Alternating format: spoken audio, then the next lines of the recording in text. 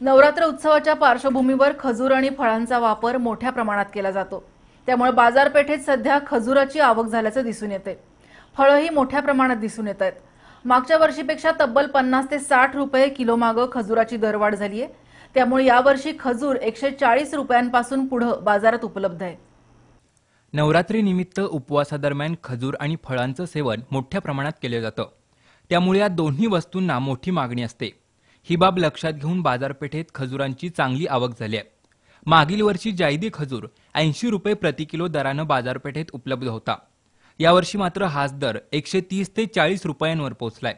त्यामुळे किलो मागे 50 ते 60 रुपयांची वाढ झाल्याचं दिसून येतं। त्याचप्रमाणे काळा खजूर 160 ते 300 रुपये किलोप्रमाणे उपलब्ध आहे। काळ्या खजुरामध्ये 3 प्रकारच्या व्हरायटी आढळतात।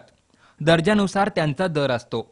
त्याचप्रमाणे खारीक 350 रुपये प्रति किलो प्रमाणे उपलब्ध आहे, तर पिठी साखर 50 रुपये किलोनं बाजारपेठेत उपलब्ध आहे।